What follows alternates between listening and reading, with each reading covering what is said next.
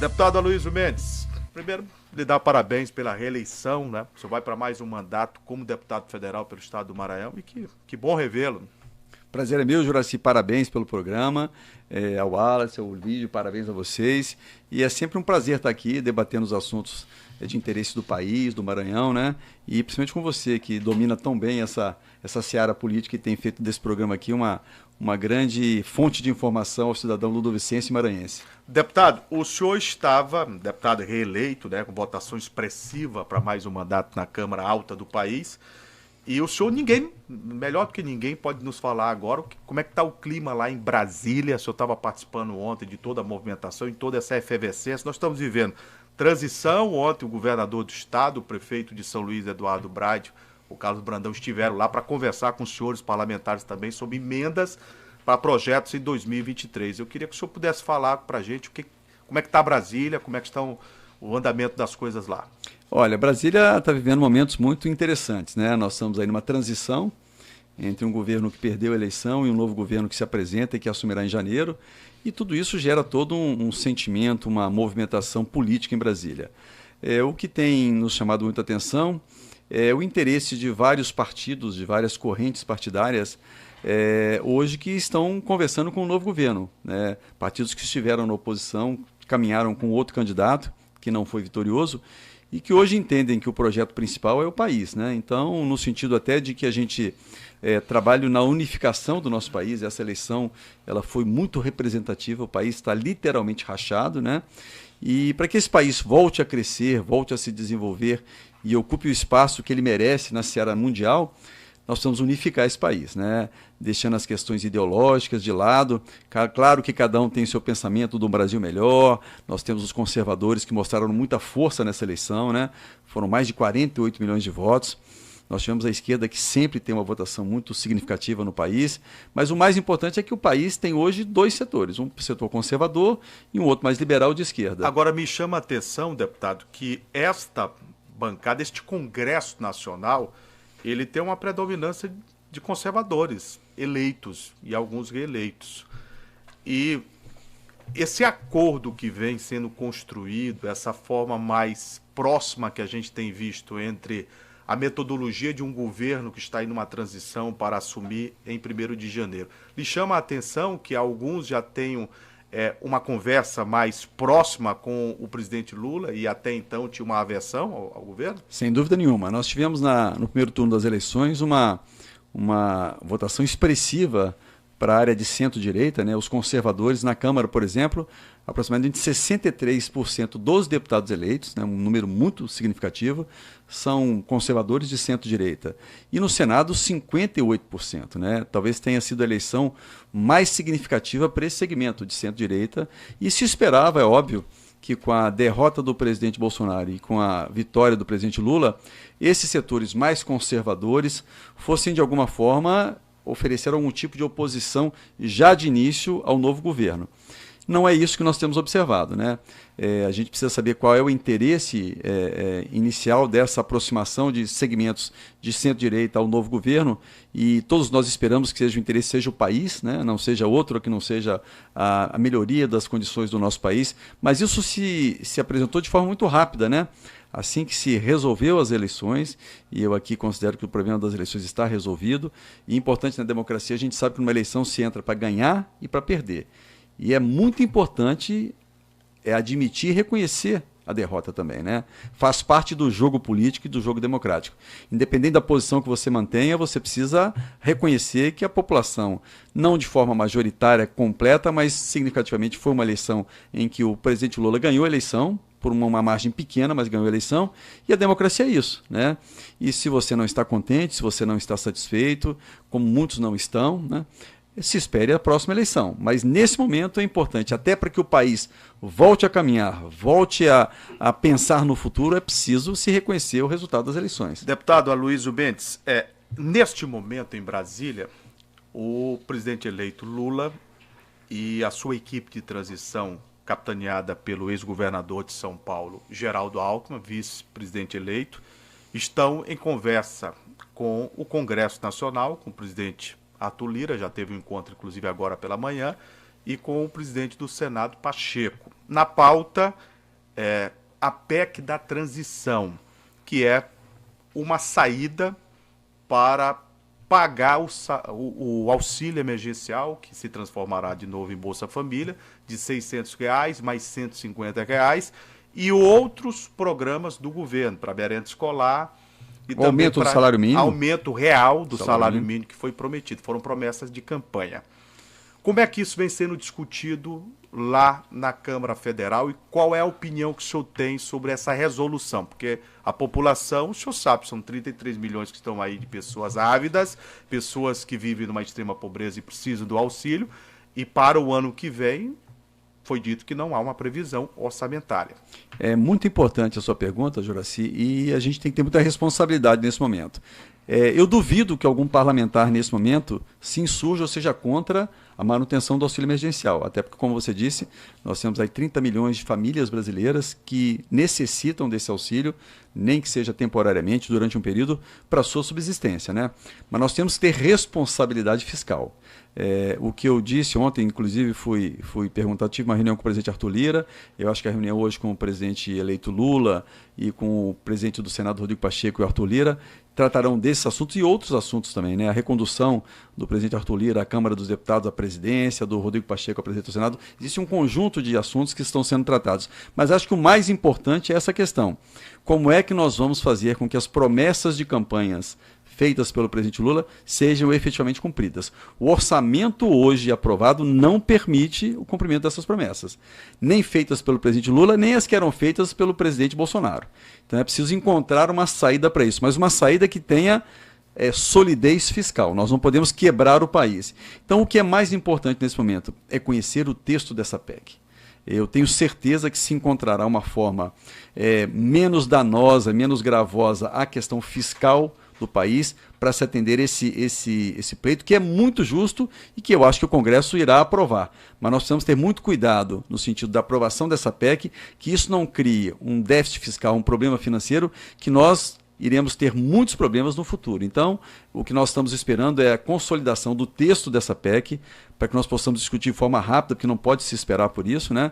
E como eu te dizia aqui anteriormente, quando o Congresso quer, ele vota uma PEC na Câmara e no Senado em uma semana, não precisa mais do que isso. Em uma semana dá para fazer. Desde que tenha um texto consensual, que todos concordem com ele. Agora, eu pergunto ao senhor, existem duas formas, especialistas vêm falando, eu tenho acompanhado bastante, para que este auxílio, né, o Bolsa Família, possa ser confirmado. Uma é a PEC, que daria uma situação jurídica mais confortável, e a outra uma medida provisória a partir, né, do exercício do Lula como presidente da República em 2023. O senhor é favorável mais à PEC do que à própria medida provisória e por quê? Eu acho que a PEC dá mais solidez jurídica e mais tranquilidade, inclusive para o presidente eleito, né? Existem posições tanto do TCU quanto da assessoria do Congresso Nacional, como de especialistas, né? Que uma medida provisória ela deixa algumas brechas para questionamento. Então eu acho que um presidente que está iniciando a sua gestão, que pelo menos em tese, em princípio, não tem maioria na Câmara nem no Senado, iniciar o seu governo com a edição de uma medida provisória que pode ser contestada tanto no âmbito do TCU ou em outros fóruns, eu acho muito arriscado. Eu acho que a PEC dá mais segurança ao governo que se inicia em janeiro e ao próprio Congresso Nacional, porque a PEC tem a participação efetiva do Congresso Nacional. Uma medida provisória é uma medida que é enviada pelo presidente da República, independente da votação, ela tem validade aí por 120 dias, né, e ela dificilmente será discutida anteriormente à sua edição. Então eu acho, e eu tenho conversado com muitos colegas no parlamento essa semana, que o instrumento da PEC ele é juridicamente mais sólido, mais confiável e permite ao Congresso Nacional participar efetivamente dessa medida que vai ampliar o auxílio emergencial, agora vai voltar a chamar Bolsa Família, para essa legião de brasileiros que tanto necessita dela. Nós estamos conversando aqui com o deputado federal Aloysio Mendes, reeleito do PSC pelo estado do Maranhão. Participo da entrevista conosco, deputado, os jornalistas Wallace Brito e o Lívio Ricardo. Wallace. Deputado, boa tarde, parabéns pela sua reeleição. Ainda nesse assunto aqui de falar de PEC e desses mecanismos para viabilizar o pagamento do auxílio, mais esse acréscimo e também do salário mínimo para o próximo ano, esse governo que agora está por assumir, nos próximos 4 anos, o Lula já falou muito em, por exemplo, eliminar algumas medidas fiscais que foram aprovadas em anos anteriores, né? Desde lá do presidente Michel Temer, passando também pelo Bolsonaro, justamente para destravar recursos e liberar, é claro, recursos para serem investidos. Uma dessas medidas fiscais que o presidente Lula disse que iria acabar era com o teto de gastos, né? Queria revogar o teto de gastos. Queria saber a sua opinião sobre isso, se esse investimento em áreas sociais, como a manutenção do auxílio e quem sabe até o aumento de salário mínimo, passa mesmo por uma revogação de medidas fiscais que foram aprovadas em anos anteriores? Olha, eu acho que o teto de gastos foi um grande avanço que o Brasil alcançou, né? Eu acho que o presidente Lula, no momento de uma eleição, de uma campanha, como o próprio presidente Bolsonaro, fizeram muitas promessas que depois se tornaram difíceis de serem efetivadas. E um exemplo claro é o presidente Lula. Ele sabia do orçamento que tinha sido aprovado, sabia que não havia espaço fiscal para o cumprimento dessas promessas e deixou para resolver isso depois da eleição, como eu acho que o presidente Bolsonaro também iria tentar resolver depois da eleição. Mas eu acho que teto de gastos é uma coisa hoje que se consolidou, não só no mercado financeiro, mas principalmente no Congresso Nacional, como uma necessidade. Salvo algumas exceções, como nós tivemos na época da pandemia, né? Desde que com muita responsabilidade e sabendo que aquela transposição do teto ela tem que ser temporária e provisória. Claro que eu vejo a impossibilidade hoje do cumprimento dessas promessas. E vem aí a questão do Auxílio Brasil, que voltará a se chamar Bolsa Família, a questão do aumento real do salário mínimo, tem a questão da farmácia popular, da merenda escolar, do aumento do valor. Tem uma série de promessas que foram feitas e que não cabem no orçamento que foi aprovado e que precisarão de algum tipo de ajuste. Agora, eu tenho certeza também que nem todas elas poderão ser efetivadas no próximo ano, né? É preciso que a economia do Brasil volte a crescer, que a gente volte a gerar emprego, gerar renda, para que a gente possa ampliar no orçamento talvez do próximo ano para caber todo esse conjunto de promessas. Mas alguma coisa precisa ser feita emergencialmente. E eu acho que o ponto mais importante e mais crucial hoje é a extensão, a continuidade do pagamento do Auxílio Brasil. Eu acho que esse é o assunto mais importante que a gente deve se debater, se debruçar nesse período. E eu acho que para essa manutenção desse pagamento, há um grande interesse de todo o Congresso Nacional. Olívio Ricardo. Deputado, muito obrigado pela presença mais uma vez aqui nos nossos estúdios. A gente recebe uma demanda muito grande do setor da enfermagem. Então, assim, o senhor acredita que está mais próximo de acabar essa polêmica em torno das garantias para que a PEC do piso da enfermagem seja implementado de fato, aconteça esse destrave lá na Justiça? Na verdade, o Congresso, a Câmara e o Senado aprovaram, né, o piso da enfermagem, o presidente da República sancionou. Quem obstaculizou o cumprimento disso foi o Supremo Tribunal Federal, através do ministro Barroso. E eu até entendo, de certa forma, essa questão, porque é o seguinte, a gente não pode, de forma irresponsável, aprovar um aumento do piso dos enfermeiros que diga que é necessário e é justo, sem apontar uma fonte de receita, né? Nós vamos deixar aí milhares de enfermeiros desempregados porque, na situação atual, prefeitos, hospitais, santas casas não têm como manter o pagamento do teto que foi aprovado. Então, eu acho que essa equação está chegando agora a um consenso. Nós precisamos apontar uma fonte, né, de financiamento desse teto, e aí, a partir daí, onde se tiver a garantia de que nós temos recursos para isso, o Supremo Tribunal Federal irá entender que é necessário que a medida do ministro Barroso seja a ser revista. Então, eu acho que está se encaminhando para isso. Isso está no bojo também dessa discussão sobre a questão do fura-teto ou da PEC, né, kamikaze ou PEC, como eles estão chamando aí, PEC do fura-teto, mas é importante dizer o seguinte, é justo, é necessário, foi aprovado pelo Congresso, mas não se tem como pagar o piso dos enfermeiros se nós não apontarmos a fonte de pagamento, porque o que vai acontecer, já estava acontecendo, eu tenho prefeitos aqui no Maranhão que me apoiaram, são meus parceiros, dizendo, deputado, eu tenho aqui 20 enfermeiros, eu vou ter que demitir 10, para que eu possa pagar o teto, eu vou ter que demitir 10, e não é isso que a gente quer. A gente quer que eles continuem empregados, continuem sendo remunerados justamente nesse... Mas nós precisamos apontar a fonte de recursos para isso. Do orçamento secreto não daria não para... Olha, orçamento secreto, vamos falar analisar sobre para lá, orçamento secreto, que agora depois da eleição mudou, agora é emenda de relator, antes era agora é emenda de relator. Importante tem outra nomenclatura. Importante a gente dizer que essa emenda de relator, ela foi aprovada em 2019. na época que o presidente da Câmara era o Rodrigo Maia. Em 2019, ela foi integralmente executada sem nenhum questionamento. Em 2020, quando ela foi implementada, quando ela foi aprovada, não houve questionamento. Em 2020, ela foi executada integralmente, não houve questionamento. E a partir de 2021, ela se transformou de emenda de relator para orçamento secreto. É óbvio que ela não é secreta. Agora, ela precisa de alguns instrumentos que dê mais clareza à sua aplicação. Mas o que aconteceu é que uma prerrogativa que antes era do Executivo, eu sou deputado federal há 8 anos. Quando eu assumi, não havia emenda de relator. Esses recursos hoje, que são as emendas de relatores, que eram chamadas RP2, quem definia a sua aplicação era o governo federal. Era a Casa Civil e a Secretaria de Governo. Então, o que é hoje a atribuição do Congresso, através do relator, antes estava no governo. Então não havia nenhuma transparência, nenhuma equidade nessa distribuição. Deputados que eram da base eram atendidos, deputados que eram oposição não eram atendidos. Isso em qualquer lugar do mundo. O Congresso Nacional resolveu em 2019 avocar para ele parte desse recurso, que são as emendas de relator, e dividir isso entre os parlamentares, para que eles pudessem indicar para os seus estados. No ano de 2020, ela foi integralmente executada e não houve nenhum questionamento.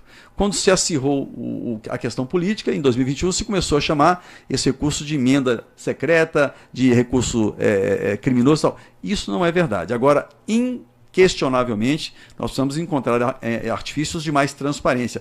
Houveram episódios de absurdos que aconteceram com as emendas de relator, como aconteciam com o RP2 também, quando era o governo federal que indicava. Então, o que nós estamos discutindo no Congresso é uma forma de dar mais transparência e mais equidade entre essas emendas de relator. Agora, em todos os países do mundo, quem ganha eleição governa. A gente não tem nenhum país do mundo onde a oposição tem o mesmo reconhecimento, mesmo atenção do que tem a situação. E no Brasil não vai ser diferente, nós não vamos inovar nisso. E agora, mais uma vez, quando se mudou o governo, é que não se ouve mais falar em emenda secreta, emenda, né? Hoje é orçamento, emenda de relator, porque hoje a esquerda é que vai comandar esse orçamento, né? Então muda-se o nome. Muda o nome, né? Então eu tenho visto até curiosamente jornais de circulação nacional e a própria Rede Globo que agora não fala mais em orçamento secreto, agora são emendas de relator. Mas eu vou continuar falando aqui. Pois é, mas na verdade o que eu digo é o seguinte, é uma questão que a gente não pode descambar para esse entendimento. Elas sempre existiram desde 2019, foram executadas em 2020 sem nenhum questionamento, em 2021 também. Agora, é lógico que nós precisamos dar instrumentos de mais transparência. Eu concordo com isso, né? Nós tivemos episódios aqui no Maranhão, vários casos de desvio desses recursos, de pessoas que não têm relação com o Congresso, fazendo indicações recentemente, né? Operações da Polícia Federal, vários municípios, né? Município tendo que devolver dinheiro, 7, 8 milhões. Então, alguma coisa precisa ser feita para dar mais transparência e mais fiscalização. Agora, isso acontece agora, mas acontecia quando o RP9, que é a emenda de relator, é RP2, que era o governo que decidia. Nós precisamos melhorar o sistema de transparência, gestão e fiscalização. Agora, dizer que a emenda de relator é emenda secreta e quando estava a cargo do governo não era, isso não é verdade. Então não vai acabar, né, deputado? Eu acredito que não. Eu acho que nós temos que ter alguns filtros maiores. Até porque ela está prevista no orçamento. Exatamente. Né? Esse orçamento já está aprovado, inclusive. Né? Eu acho que o governo precisa criar, o Congresso Nacional, junto com o governo e até com o Judiciário, com o Supremo, criar mais mecanismos de transparência e fiscalização. Mas eu acho impossível, no meu ponto de vista, e conversei com mais de 200 parlamentares essa semana, que o Congresso Nacional dê um passo atrás e abra mão de uma prerrogativa que é dele. A confecção do orçamento é na Constituição uma atribuição do Congresso Nacional. Está na Constituição brasileira. Né? Agora, que a gente precisa mais transparência e principalmente mais fiscalização é inquestionável. Deputado Aloysio, e Arthur Lira na Câmara Federal, com tudo isso que vem acontecendo, com a PEC que caminha para ser aprovada lá, ele ganha força para se manter no cargo, ser reconduzido? Olha, o presidente Arthur Lira é inquestionavelmente um presidente que atende os anseios de grande parte da Câmara dos Deputados. Eu considero hoje que o presidente Arthur Lira tem, independente da situação, algo em torno de 250, 280 votos garantidos. Porque foi um grande presidente. Tudo isso? Tem. Ele foi um grande presidente, ele é um homem considerado um homem cumpridor de compromissos, um homem de acordos, é um homem que tem conduzido a casa com uma mão muito assim democrática, independente dos questionamentos que se faz. E eu acho que a decisão sobre a eleição, seja na Câmara ou no Senado, é uma decisão dos parlamentares. Nas poucas vezes onde o governo quis interferir nisso, não deu certo. Nós temos o episódio do Severino Cavalcante, temos o episódio do Eduardo Cunha. Vários. Vários, né? Então eu acho que, por uma questão de bom senso, eu já vi o presidente eleito Lula já dar declarações nesse sentido, que a eleição do presidente da Câmara e do Senado é uma atribuição da Câmara e do Senado, né? E nesse escopo, eu acho que... Mas há algum compromisso nesse sentido? Olha, o Congresso facilitaria... Não, o presidente Arthur Lira, inclusive ontem eu estive com ele, conversei, hoje ele estaria recebendo o presidente Lula para um primeiro encontro institucional, né? E eu acho que essa questão da presidência da Câmara não está nessa conversa. O presidente Lula não terá razões, nem o presidente Arthur Lira, para puxar esse assunto. Eu acho que essa questão de quem será o presidente da Câmara e quem será o presidente do Congresso tem que ser discutida interna corporis, pela Câmara e pelo Senado.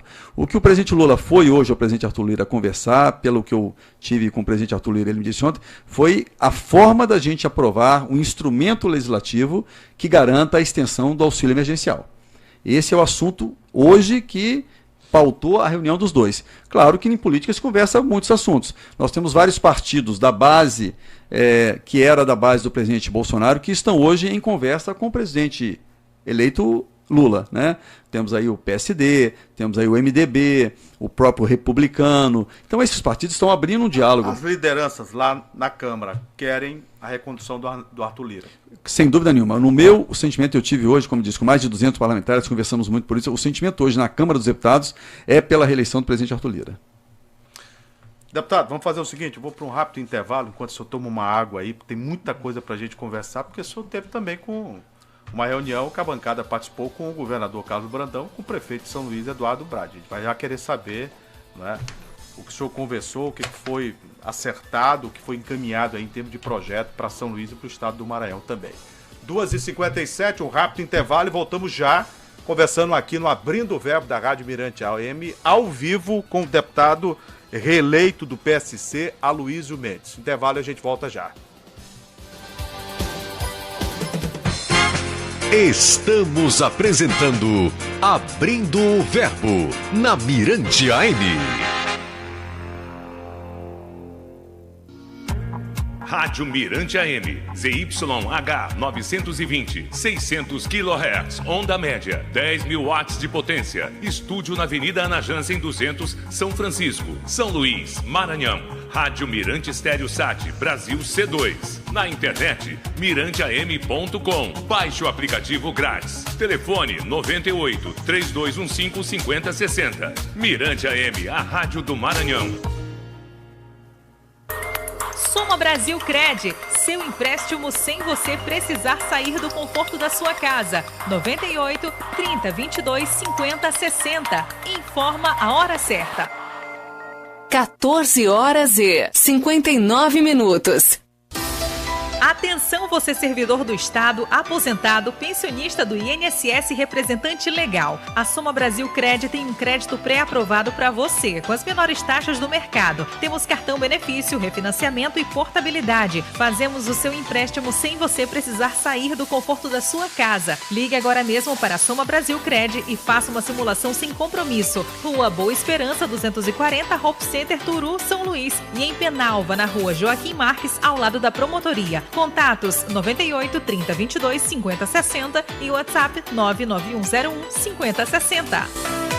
Ei, você que está me ouvindo agora, preste atenção. Na hora de comprar móveis e eletros com preço justo e pagamento facilitado, vai na Liliane. É isso mesmo. A Liliane tem mais de 70 lojas espalhadas por todos os cantos do Norte e Nordeste, com tudo que você quer e de um jeito que você pode pagar.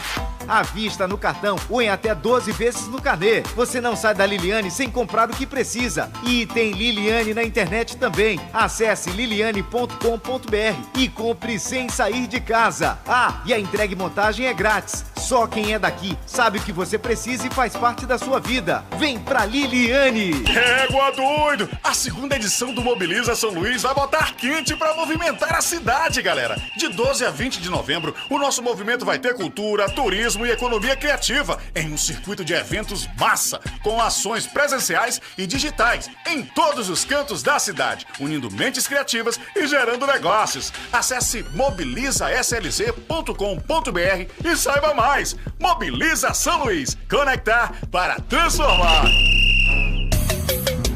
Tem na Fribal carne boa, economia, qualidade todo dia, mais sabor aonde tem na Fribal. Ofertas especiais Fribal. Paleta bovina 21,99. Peito bovino 22,99. Chambaril e acém 19,99. Mais sabor aonde tem na Fribal. Tem na grelha, na panela, tem no forno, no espetinho, carne boa a gente tem na Fribal. Tem na Fribal, tem na Fribal. Goleada de ofertas Terrazol. Escalamos as ofertas mais incríveis pra você economizar. No ataque, um timaço de preços baixos. No meio campo, os melhores produtos pra você curtir a Copa. E na defesa, tudo em até 10 vezes sem juros. Churrasqueira Bafo esmaltada de 159 por 99,90. Copo térmico de cerveja Mor de 147 por 129,90. Churrasqueira pré-moldada mini vermelha de 989 por 899. É nas lojas e no site. Goleada de ofertas Terrazol. Potiguar, parceria com você. Informa a temperatura. 32 graus. Na torcida Potiguar, uma goleada de ofertas para você reformar tudo dentro das 4 linhas. Piso 45 por 45 tipo A Formigrês, 27,90. Textura lisa 25 quilos Hidracor, 109,90. Torneira lavatório Docol, 139,90. Cadeira plástica Mor, 49,90. Tudo em 10 vezes. Na torcida Potiguar. Compre também pelo site, televendas ou WhatsApp 2108-9999.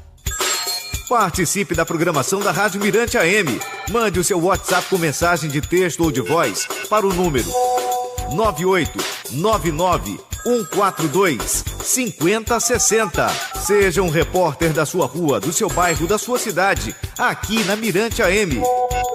9899-142-5060. Linha direta pelo WhatsApp com a Mirante AM. Abrindo o Verbo.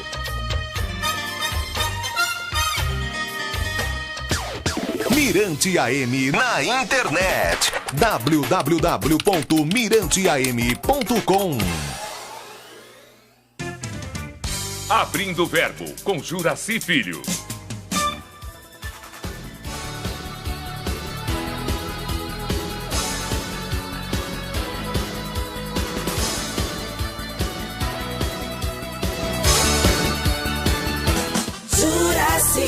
Filho. 3h03, de volta com Abrindo o Verbo aqui na Rádio Mirante, recebendo hoje o deputado federal reeleito Aloysio Mendes do PSC. Deputado, como é que foi o encontro ontem da bancada maranhense com o governador Carlos Brandão e o prefeito de São Luís, Eduardo Brade? Quais foram os seus pleitos, o que é possível atender, o que ficou aí costurado com a bancada maranhense? Olha, esse episódio ele acontece todo ano, né? A bancada do Maranhão tem todo ano um recurso, que são as emendas de bancada, que todo estado tem, e quando esse momento se apresenta, todas aquelas entidades do governo do estado, do governo federal, representadas aqui no Maranhão, se apresentam na bancada, apresentam os seus pleitos, os seus projetos, e a bancada decide aqueles onde ele vai aportar recursos. É importante dizer que os recursos são finitos, né? São, na verdade, 253 milhões. É muito dinheiro, quando se fala assim, mas é todo mundo que você tem que contemplar. Então, tanto o prefeito de São Luís, Eduardo Brade, quanto o governador Carlos Brandão estiveram ontem com a bancada, apresentaram quais são as suas necessidades mais prementes, né? Como também a Polícia Rodoviária Federal, a Embrapa, a Embater, o INSS, vários órgãos representados no Maranhão também apresentaram suas demandas. Então, o que eu disse ontem, até brincando, o cobertor é curto para tanto frio, né? Mas a gente tem feito aí um trabalho todo ano de aportando, por exemplo, o Hospital Deonora Belo, que todo ano a gente aporta recursos aí para manutenção desse trabalho, que é importantíssimo no Maranhão, né, de combate ao câncer. É o único hospital de referência no Maranhão e faz um grande trabalho. E agora nós estamos abrindo uma unidade também em Pinheiro, precisa realmente direcionar recursos para manutenção dessa estrutura nova de Pinheiro. Então eu acho que foram apresentadas as sugestões e as necessidades, e a bancada vai se reunir hoje. Inclusive eu não vou estar lá, eu teria uma reunião lá hoje, mas já deixei minha procuração com o nosso amigo Kleber para que me represente na reunião. Sinto que a gente possa contemplar, dentro do possível, aqueles pleitos. Eu acho que o governo do estado o governador Brandão priorizou duas questões principais, que era a questão da saúde. Ele disse que a rede de saúde do Estado se ampliou muito, né?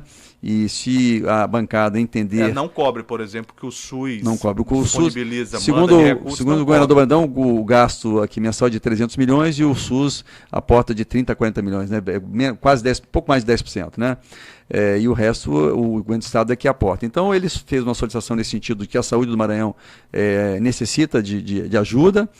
Fez também um pleito com relação ao centro de convenções que se pretende construir na UEMA, né, que vai servir para, inclusive, para o novo curso de medicina e tal. E o prefeito Braz também fez as suas colocações. Então, agora a gente... O prefeito Braz também fez na área de saúde, Socorrão, a ampliação do Socorrão. Que é o hospital de Porta Aberta, está recebendo. Exatamente. Então o que é importante dizer é o seguinte: as necessidades são muitas e os recursos são poucos, né? Dentro do que foi colocado, se a gente fosse atender a todos aqueles que apresentaram e justificadamente pleitos, nós teríamos que ter mais de 500 milhões para atender a todo mundo. A bancada tem 256 milhões. E além dos pleitos dos estados, do Estado, da Prefeitura e de algumas entidades aqui, nós temos alguns municípios que os deputados também têm interesse em contemplar com alguns recursos. Então, hoje vai ser a decisão a portas fechadas da bancada para definir onde é que nós vamos colocar esse recurso. A decisão sairá hoje à tarde, numa reunião às 17 horas. Deputado, como é que foi esse encontro e essa conversa que o senhor teve com o governador Carlos Brandão? Porque o senhor não marchou junto com ele na eleição, né? O senhor é do PSC, partido que teve o candidato que foi segundo colocado, que venceu um dos favoritos, né, do pleito, que foi o senador Everton Rocha, que acabou em terceiro. O Laésio Bonfim, ex-prefeito de São Pedro dos Crentes, foi o segundo colocado. Como é que foi essa conversa, entendimento? O senhor fará oposição ou não tem oposição? O senhor apoiará o governo do Estado do Maranhão? Como é que ficou? Olha, Juraci, foi muito bom você perguntar isso, porque eu sempre fui oposição ao governador Flávio Dino, mas sempre foi uma oposição responsável. Eu não sou de atacar de forma baixa e grotesca o governador, nunca fiz isso. Meus questionamentos, a minha oposição era muito pontual e específica, né?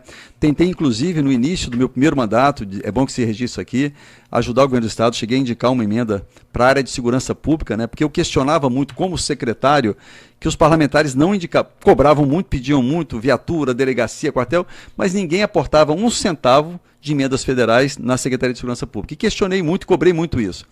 Então, no meu primeiro ano como deputado federal, fiz questão, até para fazer uma experiência, de fazer uma indicação de uma emenda para a área de segurança pública. Mas naquele momento, por uma questão mesquinha e que até hoje eu não entendo, o recurso que eu indiquei, ele não foi cadastrado, não foi empenhado por desinteresse da Secretaria de Segurança Pública. Então, a partir daquele momento, eu vi que o governo do Estado não queria o meu auxílio e a minha participação.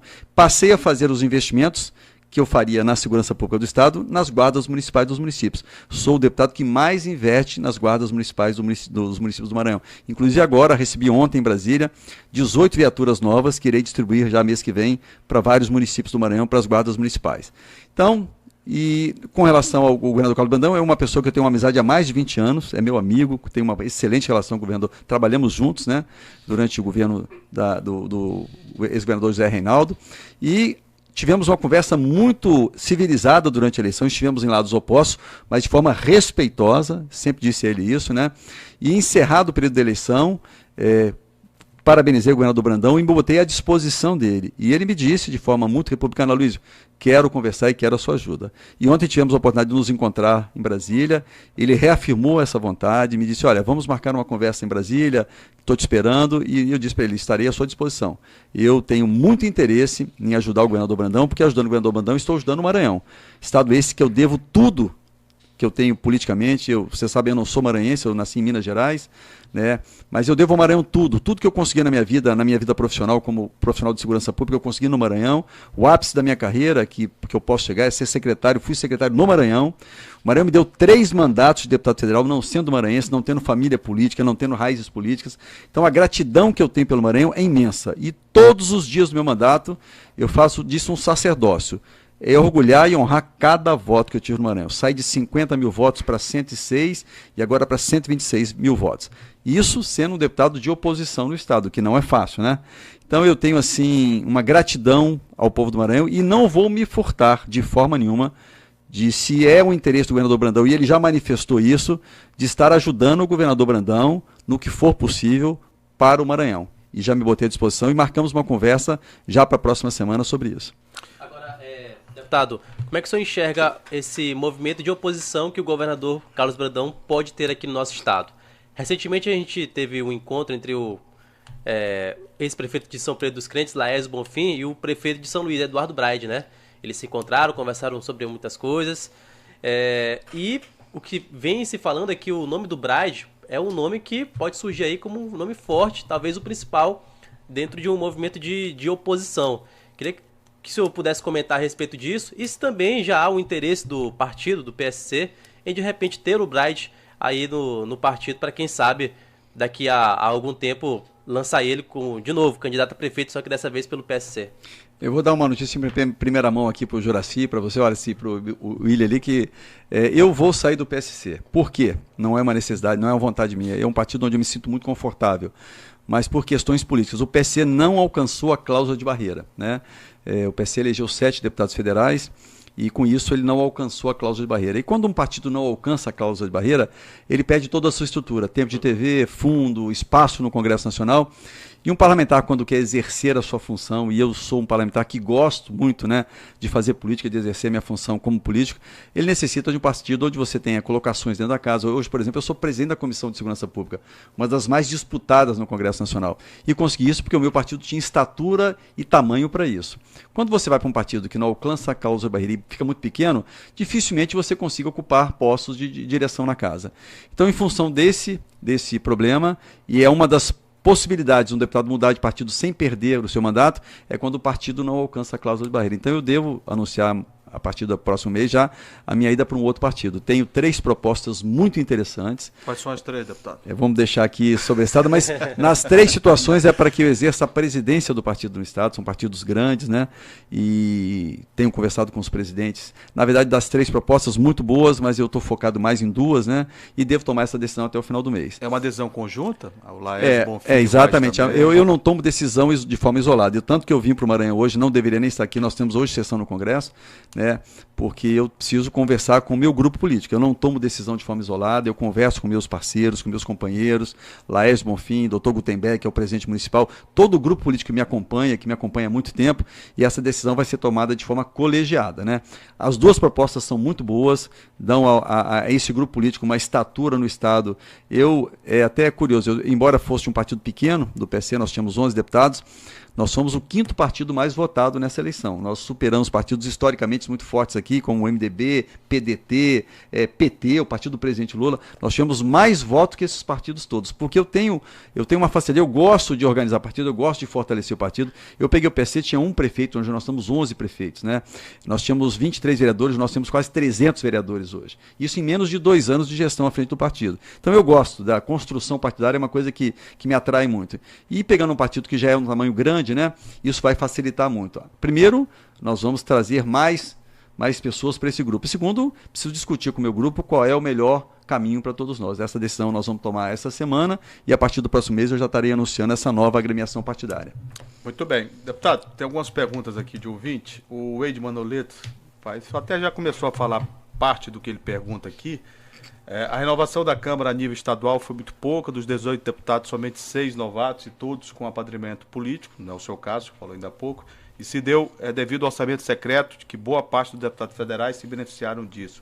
O senhor não acha que devido a esse orçamento secreto a PF vai ter muito trabalho? Está perguntando o Eide Manoleto.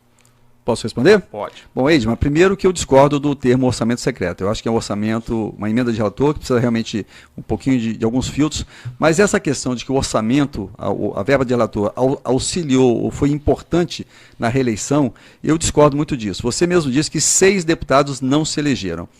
Pelo menos desses 6 deputados, 4 tiveram acesso às emendas de relator, como todos tiveram, né? Eu acho que, claro, quando você leva recursos para o município, você trabalha em prol do município e a população sente aquele retorno no benefício, você tem uma votação representativa lá. Mas não é só isso, né? Primeiro, a destinação do recurso, eu acho que ela vem acolhida numa fiscalização da aplicação daquele recurso. Eu sou um deputado que, quando eu direciono uma emenda, eu fiscalizo, cobro e depois vejo o resultado daquela emenda, né? Então, a questão de você vincular a eleição ou não eleição dos deputados federais ao orçamento, a emenda de relator, eu questiono, não é só isso. Claro que ela ajuda, mas se ela não tiver associada ao trabalho, à fiscalização daquele recurso, muita gente não se elegeu. Tanto que, 47% da Câmara houve uma renovação. E desses 47% que não se elegeram, pelo menos 32% eram da base do governo, que tiveram acesso às emendas de relator.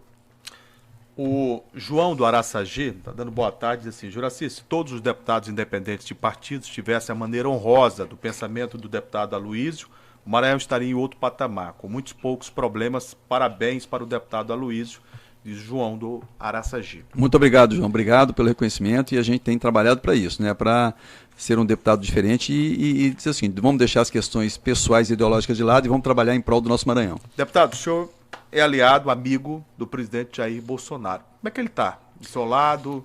Ele recentemente voltou ao Twitter, fez 2 postagens bem discretas lá no Twitter. E o Valdemar da Costa Neto, que é o presidente do partido dele, o PL, deu uma entrevista recentemente coletiva dizendo que ele será o presidente de honra, será o coordenador da oposição, vai fazer oposição ao governo. O senhor vê o Bolsonaro nesse patamar de coordenar uma oposição ao governo Lula? Como é que ele está inicialmente? O senhor teve contato com ele? Olha, é óbvio, né, que após uma derrota ninguém fica bem, né? A gente sabe que quando se entra numa disputa eleitoral, existem 2 possibilidades, ganhar ou perder. Você tem que estar preparado para as duas. Algumas pessoas estão mais preparadas... Ele estava preparado? Não, isso que eu digo. Algumas pessoas estão mais preparadas e outras estão menos preparadas. Eu acredito que o presidente Bolsonaro não estava pensando ou preparado para uma derrota nas urnas, né? Eu acredito que tenha sido para ele, pessoalmente, uma surpresa, né?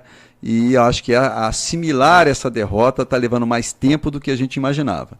Ele, no momento, está isolado, não tem conversado com ninguém, tem mostrado realmente uma dificuldade de assimilar esse resultado, mas acho que isso é passageiro, isso vai passar, vai chegar um momento onde ele vai entender que a democracia é assim, né? Você ganha, perde, e daqui a 4 anos nós temos uma nova eleição, né? E se ele achar e entender que ainda é uma opção ao país que possa realmente ajudar o nosso país, ele venha candidato daqui a 4 anos. Eu acho que o gesto do presidente do PL, Valdemar da Costa Neto, é um gesto que precisava ser feito. Hoje, se o PL tem uma bancada de quase 100 deputados, ele deve isso ao presidente Bolsonaro, né? Nós temos aí mais de 50% dos deputados eleitos no PL, são pessoas que o presidente Bolsonaro levou para o partido e que se elegeram graças à força que ele tinha, né, politicamente. Então, o gesto de levá-lo à presidência nacional do partido e de dar a ele essa missão de comandar uma oposição ao governo eleito é mais do que justa. Não sei se, conhecendo o presidente Bolsonaro, se esse papel cabe bem a ele, né? O presidente Bolsonaro, ele tem um perfil diferente, ele é uma pessoa mais aguerrida, e essa forma de fazer oposição, e tem que ser uma oposição profissional e mais organizada, não sei se esse papel caberá muito bem ao presidente Bolsonaro. Torço que sim, espero que ele encontre nessa posição conforto, porque o Brasil precisa ter uma oposição, porque qualquer governo precisa de uma oposição, para que seja fiscalizado, seja cobrado e que melhore a sua performance. Para ser um bom governo. Para ser um bom governo, sem oposição é difícil. E o presidente Lula, também entendendo muito isso, sabendo que o Congresso, tanto Câmara e Senado hoje, são majoritariamente conservadores, está fazendo esse trabalho, né? De cooptar, de conversar e de atrair segmentos que são de centro e direita para o seu governo. Agora, é salutar a qualquer governo, como você disse, Juraci, uma oposição e uma oposição ativa e aguerrida, como o PT sempre foi, né? Porque só assim os governos se preocupam com a sua performance, melhoram a sua performance e são fiscalizados. Mas ao passo que ele se isola e não compreendendo o resultado democrático das urnas, mas outras lideranças vão surgindo, né? O Zema do Minas Gerais e o próprio Tarcísio, que foi um dos técnicos que dentro do governo Bolsonaro teve bons referenciais, né? Tanto é que se elegeu em São Paulo. Sem dúvida nenhuma, Juraci. Na política, como em qualquer lugar, não existe espaço vazio.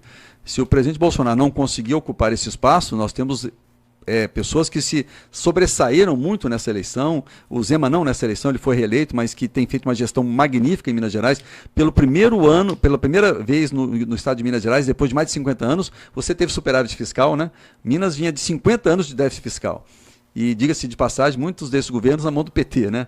Então, o que eu acho é o seguinte, lideranças de centro-direita surgiram e muito fortes. O ministro Tarcísio, hoje governador Tarcísio, eleito Tarcísio, foi um desses. É uma pessoa que saiu do Rio de Janeiro, chegou em São Paulo na véspera das eleições, mas o seu perfil técnico e o seu trabalho, o resultado do seu trabalho, fez o povo de São Paulo entender como a melhor opção para São Paulo. Tenho certeza que o ministro Tarcísio será a grande surpresa do governo de São Paulo. O governador Zema também. Então, se o presidente Bolsonaro não conseguir se colocar e encampar essa figura de um grande líder da oposição, existem outros players, outras pessoas que com certeza irão ocupar e com muita competência esse lugar. Agora, deputado, eu queria que o senhor pudesse falar pra gente qual que deve ser o tamanho da oposição lá no Congresso perante o governo Lula. O senhor falou pra gente que tem alguns partidos que marcharam com o presidente Bolsonaro, que já tem conversas já bem avançadas com o novo governo, e a gente fica pensando se esses partidos agora vão ficar, no caso, na base. Temos aí o PL, que, como o senhor já falou, fez vários deputados e senadores para o Congresso Nacional, e que o Valdemar já falou que vai fazer oposição ao governo do presidente Lula. Qual que você acha que vai ser o tamanho da oposição lá no Congresso Nacional ao novo governo? Olha, primeiro que a oposição vai depender muito do andar do governo que vai assumir, né? Eu acho que os 100 primeiros dias serão muito representativos dessa questão. Sem dúvida nenhuma, nós temos uma grande bancada na Câmara e no Senado que farão oposição, porque o PL fez a maior bancada na Câmara e a maior bancada no Senado. São, se eu não me engano, 14 senadores, a maior bancada no Senado hoje, e são 99 deputados. Só isso aí já é uma bancada significativa, né? Tem alguns partidos que ainda não se manifestaram com relação a trabalhar com o próximo governo ou não, como o Republicano, como o PROS, como... Então, eu acho que essa formatação da base de apoio ao presidente Bolsonaro, ao presidente Lula e a oposição a ele, vai se configurar nos 100 primeiros dias de governo. É um governo de acomodação, o presidente Lula, todo mundo sabe, é um grande e habilidoso político, né? Ele já tem, entendendo a dificuldade que teria de governar com essa oposição que foi eleita, antes de governar, antes de sentar na cadeira, já está abrindo conversa com vários partidos que não estiveram no seu palanque. Isso é uma demonstração de humildade, né? E um dos fatos mais característicos dessa humildade, que eu entendi, e todos nós em Brasília, foi que ele escolheu para ser o chefe da transição do próximo governo o vice-governador Alckmin, que não é do PT. Porque em outrora o PT não admitia que não fosse o PT que fosse cabeça de tudo. Ele entendeu que se partisse para essa concepção de que em outrora outros governos do PT tiveram, ele não iria muito longe, porque a oposição hoje está muito mais instrumentalizada e muito maior do que quando ele governou. Então, num gesto de sabedoria, de perspicácia política, ele botou como coordenador o governador Alckmin, que tem conversa, tem abertura com todos os partidos de centro e direita, e está conversando com todos, inclusive com o MDB, que era o partido que ele sempre rotulou como golpista, como tal. Então, para você ver como é que as coisas mudam, né? O PMDB antes era o diabo, né? Queria ver o diabo, mas não queria ver o MDB. E hoje o MDB está sentado conversando com o presidente Lula, inclusive, pelo que se sabe, já ocupando espaço no ministério do presidente Lula. Então, isso mostra que o presidente Lula tem essa concepção de que se ele não fizer no governo uma ampla frente de governo, ele não terá vida fácil à frente da presidência. Deputado, vamos falar de uma pauta aqui também que o senhor conhece bastante, segurança pública. O que é possível a gente fazer com esse país e trazendo o recorte aqui para o estado do Maranhão para vencermos aí essas facções criminosas, a entrada de armas, né, no estado, drogas, inclusive sintéticas, tem crescido bastante. Me valendo da sua experiência enquanto secretário, um homem de Polícia Federal, de carreira como o senhor é, e um deputado ligado a essas pautas da segurança pública também do Brasil, né? O que o senhor tem pensado em relação a projetos? O que a gente pode? A legislação apertar mais? Há muita reclamação que você prende, o policial está na rua, prende 3, 4, 5 vezes aquele criminoso, ele vai preso, daqui a pouco sai numa custódia, uma audiência de custódia, e a gente vê uma situação que é um ciclo que acaba sendo vicioso. Juraci, primeiro eu preciso reconhecer, e essa é uma grande dívida que o presidente Bolsonaro tem com o país, é que nós elegemos o presidente Bolsonaro e uma das pautas principais que ele colocou na campanha é que ele seria um presidente que daria atenção especial para a segurança pública, e isso não aconteceu, né? Alguns dizem que em função da pandemia, eu até acho que ela comprometeu um pouco, nós passamos 2 anos no Brasil só discutindo pandemia, e não era, por menos, né, a maior pandemia da história do mundo, do Brasil e do mundo, né?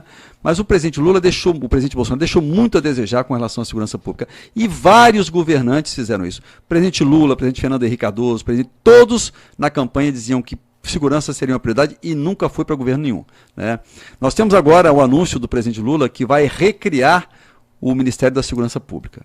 Eu acho que é um gesto importante, porque uma das grandes resistências à eleição do presidente Lula é aquela imagem de que ele teria um governo mais flexível para o criminoso. E talvez seu adversário político seja o ministro. Exatamente.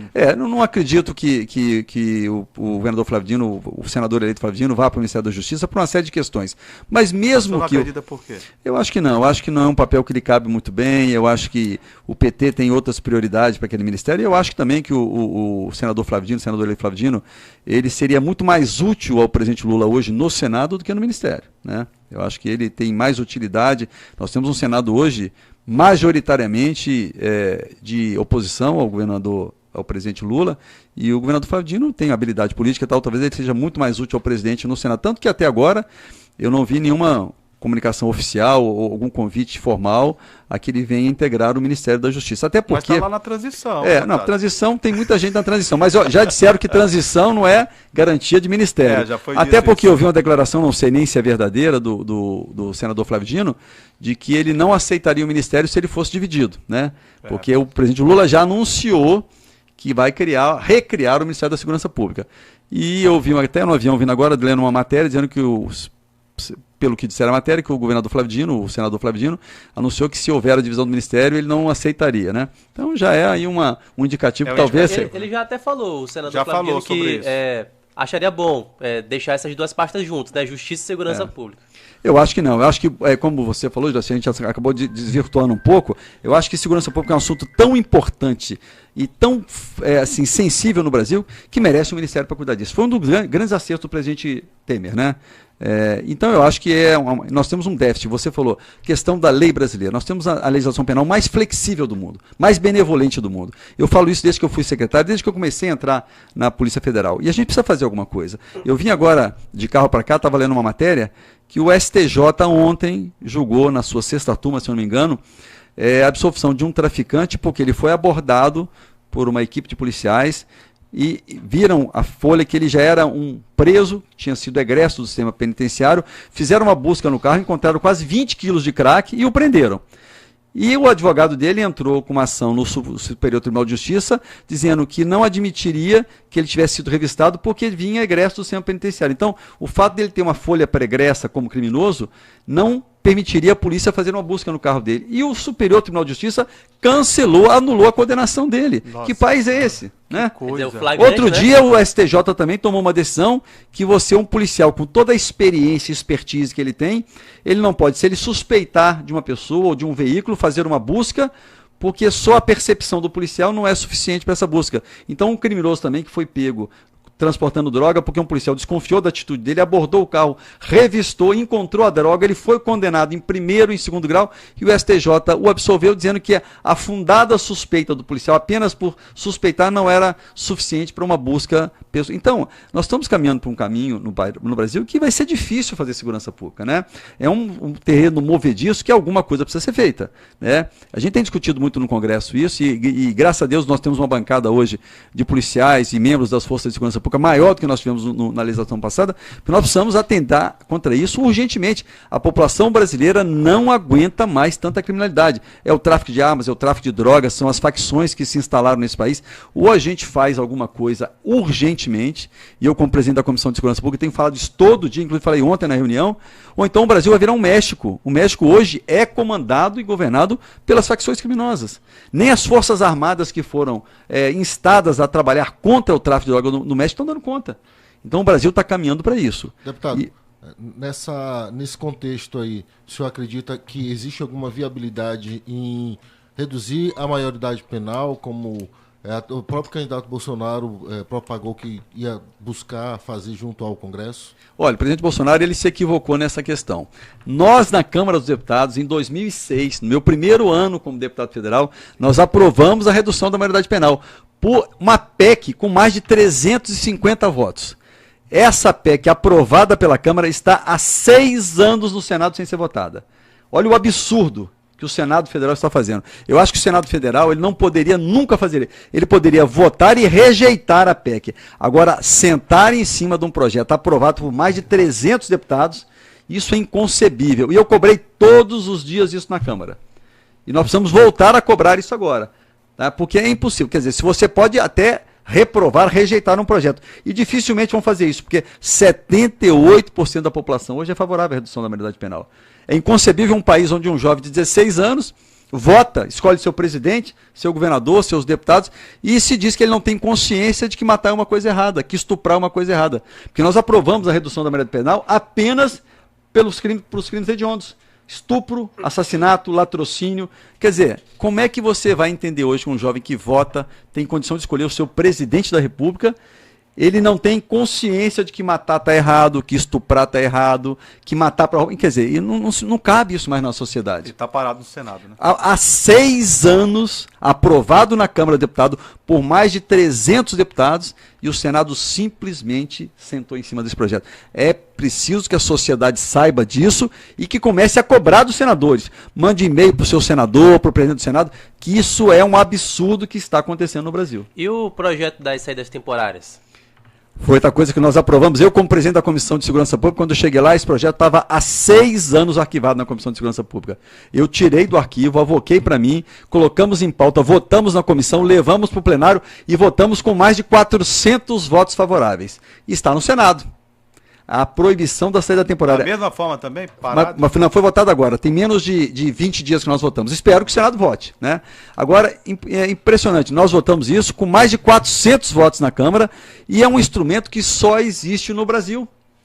Quer dizer, um cidadão que mata o pai, no Dia dos Pais ele sai para ir para casa. A criminosa que mata o pai e a mãe sai no Dia dos Pais. Quer dizer, é impossível. E, importante, esses criminosos que saem, grande parte não voltam, e muitos que saem cometem crimes e voltam, né? Então, é um instrumento que a sociedade não aceita mais. São coisas que nós precisamos enfrentar. A Câmara também, agora na minha gestão como presidente da Comissão de Segurança Pública, nós votamos esse projeto na comissão, aprovamos, num acordo com o presidente Arthur Lira, levamos ao plenário e aprovamos com mais de 400 votos. E está lá no Senado também. É outra questão que nós precisamos cobrar.